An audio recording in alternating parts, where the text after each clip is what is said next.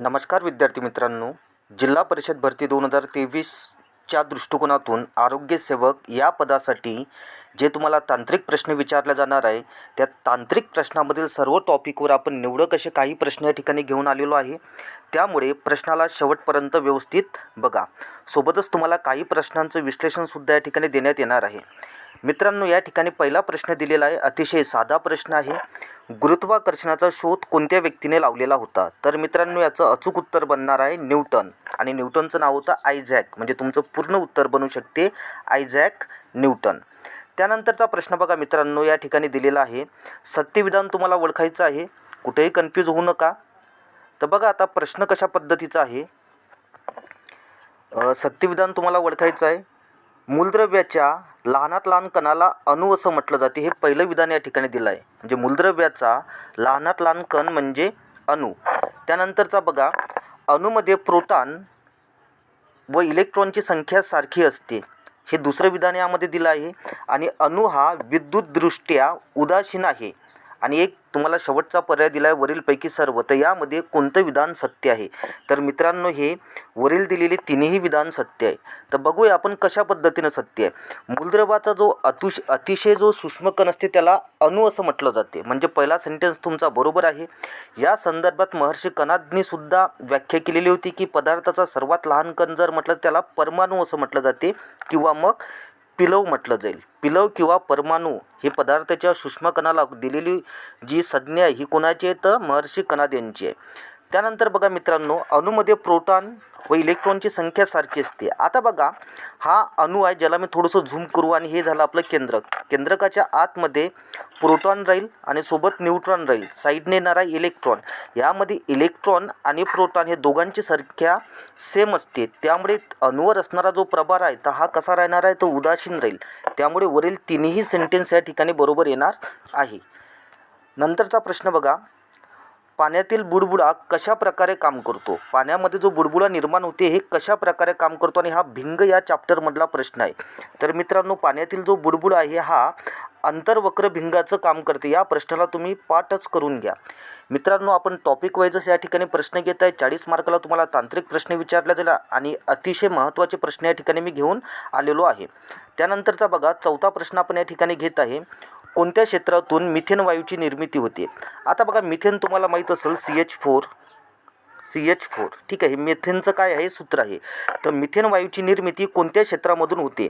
तर मित्रांनो, या ठिकाणी उत्तरामध्ये भाताची शेती दिलेलं आहे.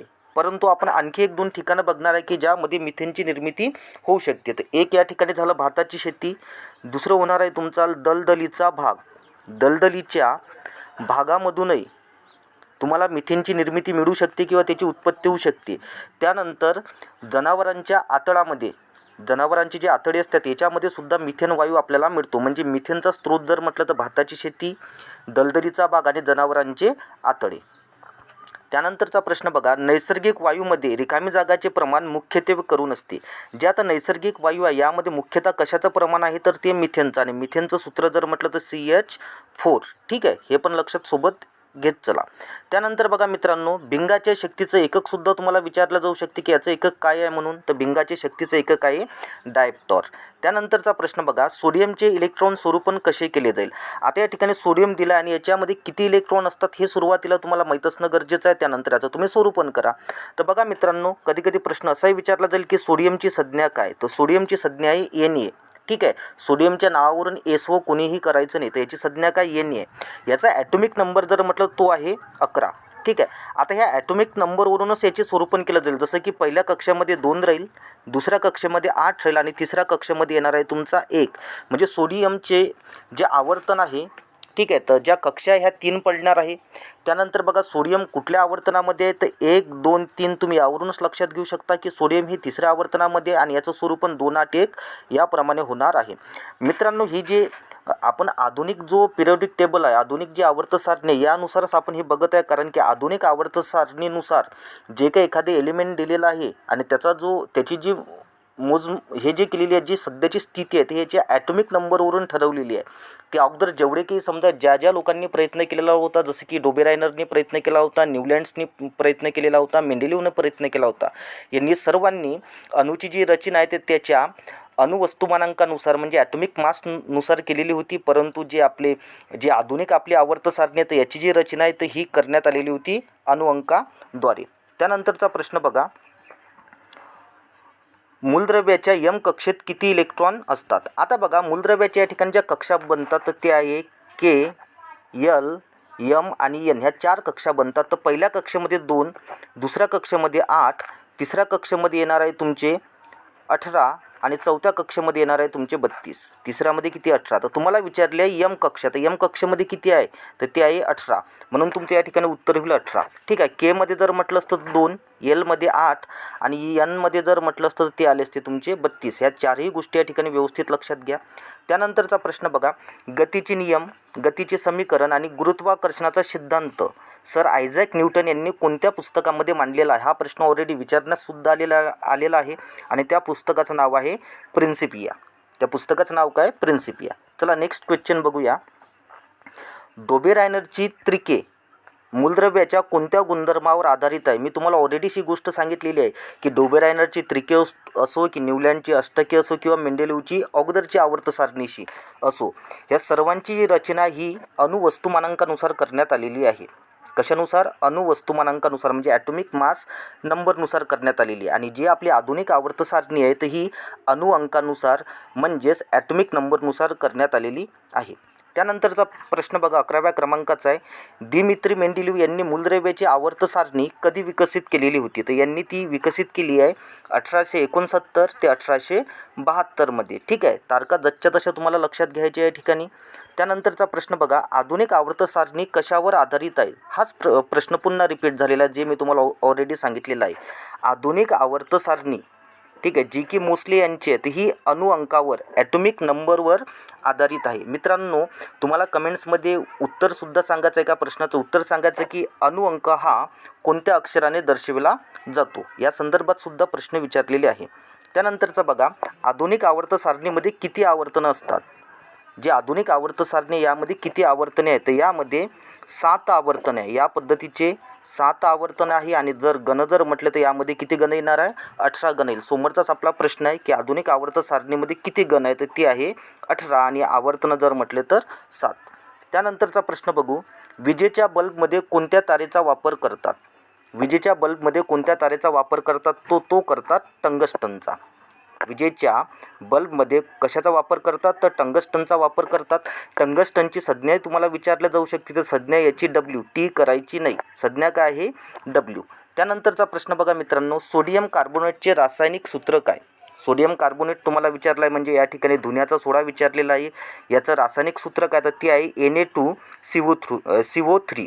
ठीक आहे. Na2 जर म्हटलं तर सोडियम आणि CO3 जर म्हटलं तर कार्बोनेट. असंच तुम्हाला खाण्याच्या सोड्याचा सुद्धा त्याचं सायंटिफिक नेम विचारलं जाऊ शकते. तर खाण्याच्या सोड्याचं सायंटिफिक नेम जर म्हटलं तर सोडियम म्हणजे Na बाय म्हणजे हायड्रोजन आणि CO3 म्हणजे सोडियम बाय कार्बोनेट किंवा सोडियम हायड्रोजन कार्बोनेट हे आहे खाण्याचा सोडा. त्यानंतरचा प्रश्न बघा, कॅल्शियमचा अणुवस्तुमानांक किती? आधुनिकनुसार विचारण्यात आलेला हा प्रश्न आहे. तर कॅल्शियमचा अणुवस्तुमानांक, तर बघा आता मित्रांनो, कॅल्शियमची संज्ञा आहे Ca आणि याचा ॲटॉमिक नंबर आहे 20. बहुधा जेवढा ॲटॉमिक नंबर असतात म्हणजे याच्यामध्ये जे प्रोटॉन असतात तेवढेच त्यामध्ये कधीकधी न्यूट्रॉनसुद्धा असतात, कारण की प्रोटॉन आणि न्यूट्रॉन ही केंद्रकात असते. या दोघांच्या बेरजेवरून तुमचा ॲटॉमिक मास नंबर ठरवला जात असतो. म्हणजे या ठिकाणी न्यूट्रॉनची संख्यासुद्धा 20 असते आणि या दोघांची बेरीज किती येणार आहे? 40. म्हणून याचं जे अचूक उत्तर बनणार आहे ते येईल तुमचं 40. कॅल्शियमचा अणुवस्तुमानांक किती? 40 आणि अणुक्रमांक जर म्हटलं असतं तर तो 20 आला असता. त्यानंतरचा प्रश्न बघा, कार्बनचे नवे अपरूप कोणते? तर कार्बनचं नवीन अपरूप आहे फ्युलेरिन्स. आता बघा, कार्बनचं एक अपरूप तुम्हाला माहीत आहे जो हिरा आहे. त्यानंतर तुम्हाला ग्रॅफाईट माहीत आहे. हेच बहुधा मुलांच्या लक्षात येत नाही. तर कार्बनचं नवं अपरूप जर म्हटलं तर फ्युलेरिन्स आहे. याला बकीबॉल म्हणून सुद्धा ओळखलं जाते किंवा मग C60 म्हणून सुद्धा ओळखलं जाते. त्यानंतरचा प्रश्न बघा, धातूवर कोणता प्रभार असतो?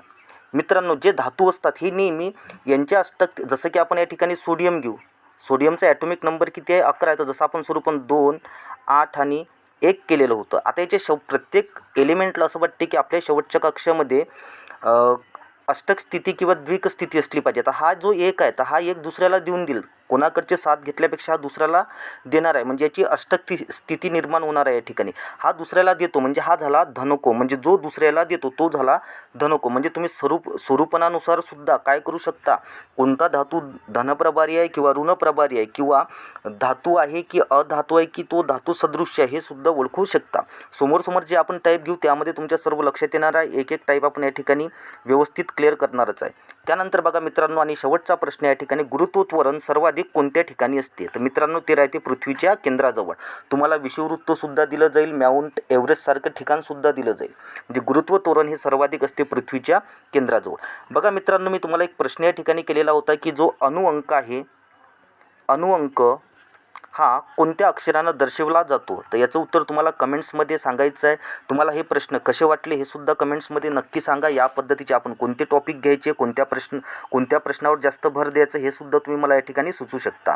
जर का तुम्हाला लेक्चर आवडलेलं असेल तर तुमच्या इतर मित्र आणि मैत्रिणीपर्यंत सुद्धा शेअर करू शकता. आणि जर का तुम्ही चॅनलसाठी नवीन असाल तर चॅनलला सबस्क्राईब करून घ्या, जेणेकरून नवीन इन्फॉर्मेशन तुम्हाला लगेच मिळून जाईल. Thank you so much.